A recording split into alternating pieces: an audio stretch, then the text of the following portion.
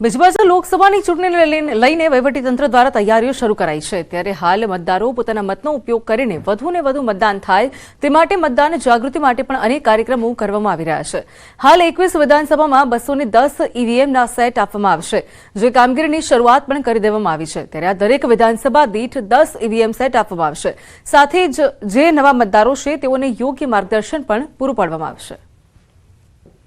લોકસભા ચૂંટણીને લઈ વહીવટીતંત્ર દ્વારા તૈયારીઓ ચાલી રહી છે અને ઈવીએમનું છે તે આખું જે ટેકનિકલ ચેકિંગ હોય છે તે પૂર્ણ કરી દેવામાં આવ્યું છે।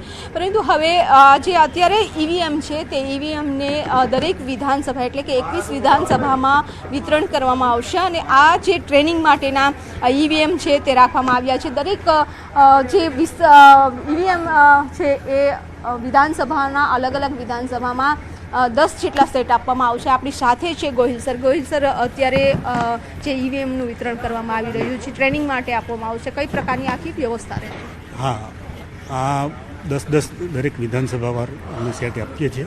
આમાં બીયુ, સીયુ અને વીવીપેટ આપશે, પ્રદર્શન માટેના છે। એટલે જે નવા મતદારો ઉમેરાયા છે, બીજી મતદારોમાં જાગૃતિ આવે કેવી રીતે આનો ઉપયોગ થાય છે। દરેક વિધાનસભામાં જે નવા મતદારો છે એને માહિતી મળી રહે, ઈવીએમમાં જ્યારે મતદાન કરવા જાય છે ત્યારે તેને કોઈ કન્ફ્યુઝન ના રહે તે માટેની લોકજાગૃતિ માટેના કાર્યક્રમ પણ કરવામાં આવશે। બીજી બાજુ હૈદરાબાદ ખાતે 18 ડિસેમ્બરથી લઈને 22 ડિસેમ્બર દરમિયાન યોજાયેલ વર્લ્ડ સ્ટ્રેન્થ ચેમ્પિયનશિપમાં ગુજરાતના યુવા ખેલાડીઓએ પોતાનો ડંકો વગાડ્યો છે। આ ચેમ્પિયનશિપમાં સુરતના 2 યુવા ખેલાડીઓએ ગોલ્ડ મેડલ હાંસલ કરી ગુજરાત અને સુરતનું ગૌરવ વધાર્યું છે, જેમાં સુરતના શાન શર્માએ 10મા વર્લ્ડ સ્ટ્રેન્થ લિફ્ટિંગ ચેમ્પિયનશિપમાં 85+ વેઇટ લિફ્ટિંગમાં 2 ગોલ્ડ મેડલ પ્રાપ્ત કરી 4 વર્લ્ડ રેકોર્ડ પોતાના નામે કર્યા છે, જ્યારે દિવ્યાંગ મોરેએ 68ની સિનિયર કેટેગરીમાં ગોલ્ડ મેડલ હાંસલ કર્યો છે। આ બંને ખેલાડીઓએ આગામી સમયમાં આવી રહેલી इंटरनेशनल वर्ल्ड लिफ्टिंग चैंपियनशिप में भाग लई लीधो छे અને સિદ્ધિ हासिल વધુ કરવાનો संकल्प પણ લીધો છે। अभी जो रिसेंटली हैदराबाद में इंटरनेशनल 10वां इंटरनेशनल खेला गया था स्ट्रेंथ लिफ्टिंग, उसमें मेरा गोल्ड मेडल आया है और तकरीबन 14 से ज़्यादा कंट्री के देश थे उसमें पार्टिसिपेट। टोटल 300 से ज़्यादा प्लेयर्स थे, उसमें 68 कैटेगरी सीनियर में मेरा गोल्ड मेडल आया है। मेरा ये इंटरनेशनल में पहले 2 गोल्ड मेडल है और बाकी नेशनल और स्टेट डिस्ट्रिक्ट लेवल में काफ़ी मेडल्स मैंने प्राप्त किया। किस तरह की मेहनत की? मेरे और मेरे सर की बहुत ज़्यादा और बहुत हाई लेवल की मेहनत थी ये मुकाम प्राप्त करने के लिए, और मैं इसका पूरा श्रेय मेरे सर दीपक मोरे और मेरे सर दिव्यांग मोरे को देना चाहता हूँ।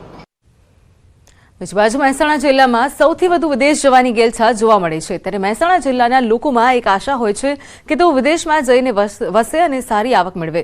ત્યારે અનેક વિદ્યાર્થી પણ ત્યાં જઈને સારો અભ્યાસ સાથે પોતાનું કરિયર બનાવવા માટે ઈચ્છા ધરાવતા હોય છે।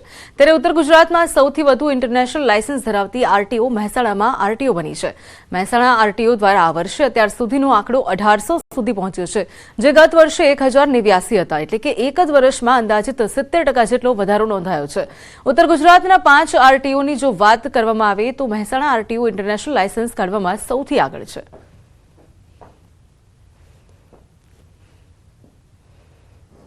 આંતરરાષ્ટ્રીય લાયસન્સની અંદર ઉત્તરોત્તર વધારો થતો જોવા મળે છે, જેમાં 2021ની અંદર અરાઉન્ડ 500 લાયસન્સ હતા, જે આજે 2023ની અંદર 1800 પહોંચ્યા છે। એટલે આ સ્પષ્ટ દર્શાવે છે કે મહેસાણાની જનતા છે, મહેસાણાના વિદ્યાર્થીઓ છે, એ હવે વિદેશ પ્રવાસમાં વધારે રસ લઈ રહ્યા છે।